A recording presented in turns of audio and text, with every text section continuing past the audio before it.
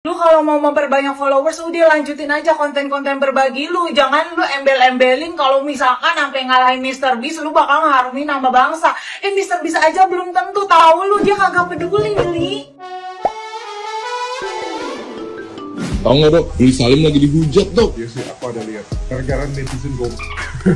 Aku coba kasih pandangan ya. Mungkin pendapatku kurang netral karena aku temenan dengan Willy Salim. Tapi aku rasa dia keren sih. Kalau kalian ngikutin dia dari lama, ya. Kalian ngerasa nggak di tahun ini, tahun 2024 nih, dia berani pindah ke zona yang baru. Jadi keluar dari zona nyaman dia, dimana tahun-tahun lalu dia cuma memberi, bagi iPhone, bagi ini, bagi itu. Tapi di tahun 2024 ini, dia buat produk, dia bikin bisnis, bikin networking dengan beberapa orang hebat. Aku ngeliatnya dia berubah jadi jauh lebih dewasa, punya ambisi, ada sesuatu yang dia mau kejar. Kalau dia mau kejar followersnya Mr. Beast, nggak ada salahnya dengan itu. Dan aku salutnya ketika orang keluar dari zona nyaman, berusaha mencapai sesuatu hal yang lebih besar, itu pasti akan dialamin semua orang yang keluar dari zona nyaman. Yang aku pengen komentarin, baik siapa ya, banyak banget ya tiktoker kayak kasih komentar kayak Ali Hamzah, aku ngeliatnya ngetawain. Apa yang mau dibanggain dari Willy Salim kejar Mr. Beast? Aku kira itu suatu prestasi. Aku nggak ngerasa itu nggak prestasi loh. Kalau misalnya ada followers yang lebih tinggi dari Raffi Ahmad, bagi aku itu prestasi bagi aku. Ada followers yang lebih tinggi daripada Mr. Beast, bagi aku itu prestasi. Kalau di ngomong lebih bagus Pandawara yang disupport, lebih bagus lagi. Permasalahannya Pandawara tuh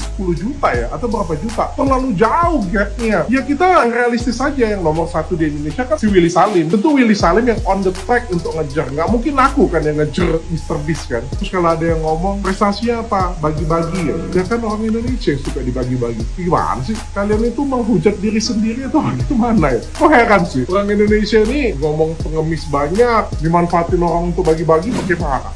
Wah, kok jadi agak lain begini dok. Jadi dokter setuju dengan konten-konten pembodohan di mana harus follow dulu baru dapat hadiah? Jangan begitu dokter Richard. Dokter kan orang berpendidikan nih. Gimana ceritanya suatu saat nanti ya, ketika anak-anak bangsa kita tuh lebih bangga mempunyai banyak followers daripada menang olimpiade. Gimana dok? Bener nggak apa kata gua? Pernah nggak dokter di posisi yang kayak 100 juta di depan mata tapi nggak dapat 100 juta gara-gara nggak follow dulu?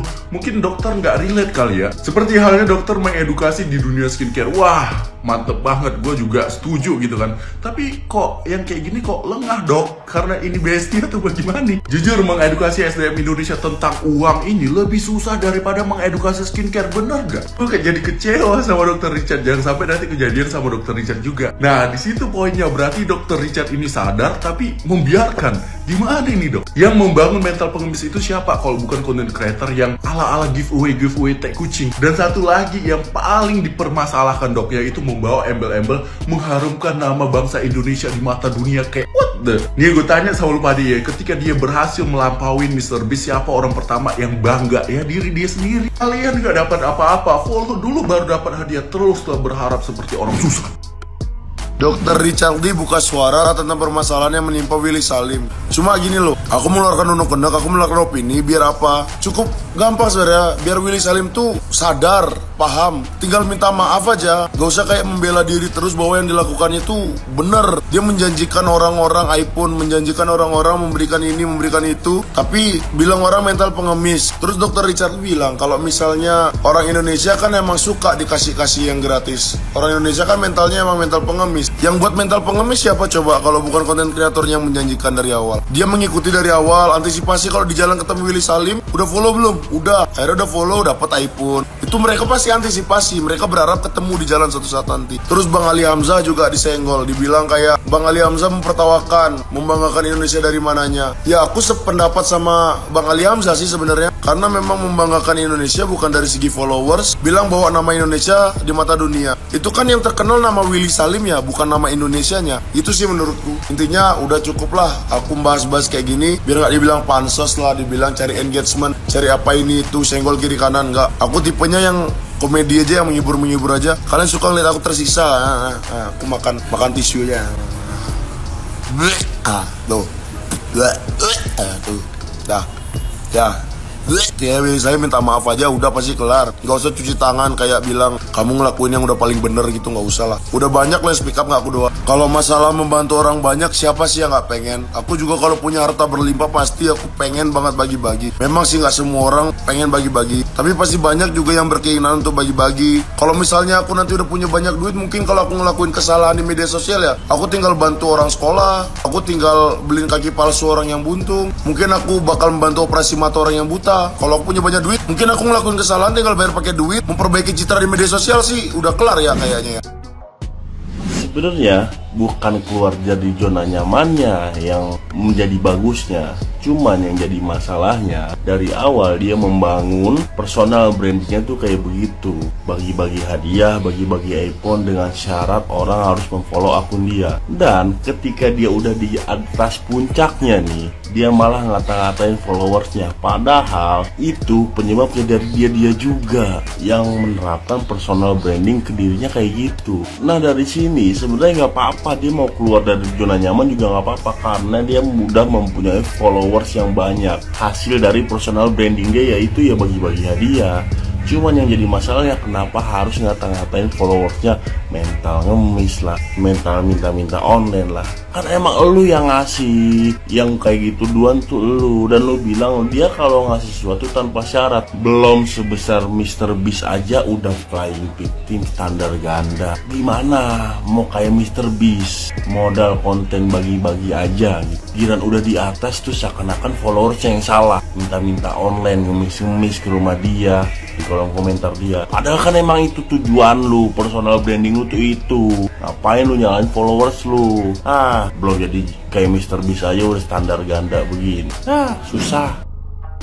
Gue mau ngomongin tren unfollow Willy Salim. Dari sisi pro dan kontra biar fair, karena menurut gue dua-duanya ada permasalahan nih. Tapi buat yang ketinggalan info, Willy Salim punya followers TikTok paling banyak di Indonesia. Terus dibilang mau ngalahin followers Mr. Beast untuk mengharumkan nama Indonesia. Permasalahannya di bawah-bawah bangsa Indonesia itu kan. Emang, ini agak salah. Tapi sebelumnya, gue setuju dengan statement Dr. Richard yang bilang kalau Willy Salim punya followers sebanyak ini adalah sebuah prestasi. Bagi aku itu prestasi. Gue setuju, prestasi individu, bukan prestasi untuk Indonesia secara keseluruhan. Karena Mr. Beast jadi YouTuber nomor 1 di dunia aja, warga Amerika biasa aja kan, gak bangga-bangga amat. Nah tapi untuk para netizen, gue lebih bingung nih. Willy Salim ngasih hadiah harus follow dulu, Mr. Beast ngasih hadiah ikhlas. Di sini gue baru sadar, kalian gak nonton Mr. Beast ya? Because you follow me on TikTok, $10,000. You answered yes to following us on TikTok, you get this brand new car. Memang skalanya berbeda, tapi di esensinya tuh sama. Gue yakin banyak konten kreator yang bagi-bagi secara cuma-cuma, tapi kadang-kadang buat challenge yang mengharuskan untuk follow juga. Itu lumrah dan itu wajar. Kenapa lu nuntut konten kreator harus bagi-bagiin harta mereka secara cuma-cuma tanpa mengharapkan imbalan apapun? Gue gak ngerti sejak kapan ekonomi warga Indonesia jadi kewajiban dan tanggung jawab Willy Salim.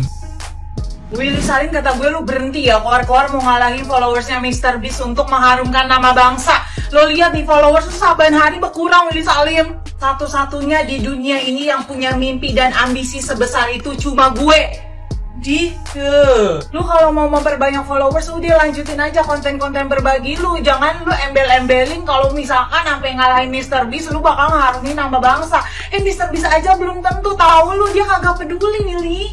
Nih gue ingetin lagi kalau lu lupa konten-konten lu tuh berbagi, tapi dengan syarat harus follow lu. Jangan tiba-tiba ada followers lu yang datang ke rumah lu terus dibilang janganlah jadi mental pengemis.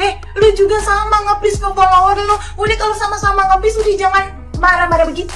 Kan sesama konten kreator lu saling mendukung aja, kagak usah kejar-kejaran. Lu bisa bilang ya gue terinspirasi dari Mr. Beast, gue pengen banget followersnya kayak Mr. Beast sebanyak itu gitu. Jangan bilang mau mengharumkan nama bangsa. Jangan bilang di dunia ini yang paling ambisius adalah lu Sagittarius kan. Kalau Sagittarius gue percaya ambisi. Ada satu konten yang bikin gue sebel banget, kakek-kakek apa bapak-bapak ditawarin duit 100 juta. Apa udah kagak berharap banget tuh dikasih duit 100 juta? Bapak tapi follow saya enggak, bukan rezeki. Bapaknya juga belum tentu punya sosial media. Pusing gue, mengharumkan nama bangsa. Stella lu. Buat para netizen Indonesia yang lagi pada ngehujat Willy Salim, gue di sini pengen nge-speak up sih pandangan gue tentang keviralan yang lagi rame akhir-akhir ini. Gue di sini juga nggak mau pro Willy Salim dan gue juga nggak mau ngebenci Willy Salim karena gue temen dengan Willy Salim. Banyak banget yang bilang turunin followernya. Gue paham maksud kalian, karena kalau followernya Willy Salim banyak, katanya membanggakan Indonesia. Mungkin gini, gue paham di umur 22 tahun yang lagi hot-hot dan semangat-semangatnya bikin konten dan ngerjain sesuatu, gue yakin Willy Salim ini punya pencapaian pribadi yang dia pengen kejar gitu loh. Dan menurut dia, kalau dia bisa ngelewatin Mr. Beast, itu jadi sebuah kebanggaan buat dia sebagai anak Indonesia. Dan orang Indonesia patut bangga dengan itu. Ada orang Indonesia yang bisa gede banget followernya. Tapi yang sebenarnya harus kita lihat dari sisi yang lain, kita tuh harus salut sama Willy Salim. Di umur 22 dia bisa punya follower sebanyak itu dengan kerja keras yang luar biasa. Gue pernah ngobrol sama dia hampir 1 harian, dan gue ngeliat dia tuh ngajarin gue konten dan lain-lain, gimana caranya bisa dapat attention dari banyak orang terhadap konten yang kita buat. Kenapa gue tetap belajar sama Willy Salim? Karena menurut gue, konten gue kan ekspor. Gue harus bisa turun ke lapangan untuk mengedukasi tentang ekspor. Gue butuh follower yang banyak, jujur, supaya masyarakat ngeliat bahwa kalau gue nonton kontennya Julio, kayaknya gue bisa juga nih jualan barang ke luar negeri. Dan speciality bikin konten itu adanya di Willy Salim menurut gue, karena dia yang paling besar followernya. Dan harus kita apresiasi gitu loh, umur 22 tapi bisa sekeren itu. Sukses loh dia dengan kontennya, meskipun ya kalian banyak yang gak suka juga dengan kontennya. Gue yakin juga banyak umur 22 juga belum tentu bisa kayak dia. Tapi jangan nge-hate gue juga ya dengan gue men-speak up seperti ini, supaya kita bisa berpikir netral, jadi netizen yang bijak, jangan netizen yang ikut-ikutan. Pokoknya satu ngehujat, semua harus ngehujat tuh jangan. Namanya manusia tuh bisa aja salah, dan selalu ada negatifnya. Yang ngehujat juga pasti ada salahnya. Gue juga yang ngomong kayak gini juga pasti ada salahnya. Tapi terserah buat kalian mau follow atau nggak follow, ini kebijaksanaan kalian masing-masing. Kalau Willy Salim bilang ayo follow ya, kalau menurut kalian nggak mau follow ya jangan follow. Jadi tidak bisa disalahkan juga Willy Salimnya. Jadi buat teman-teman yang nonton, yang ngehujat, mendingan kalian juga berkarya melakukan sesuatu, karena semua orang juga bisa kayak Willy Salim, bahkan lebih dari Willy Salim. Ayolah kita jadi bijaksana, jangan influencer yang gede-gede juga pada ngehujat, karena gue ngeliat banget yang ngehujat ini parah gitu loh, dan followernya besar-besar, viewnya juga besar-besar, karena cuma pengen sekedar ikut-ikutan ngehujat Willy Salim. Dan menurut gue ya bijaksana lah ya.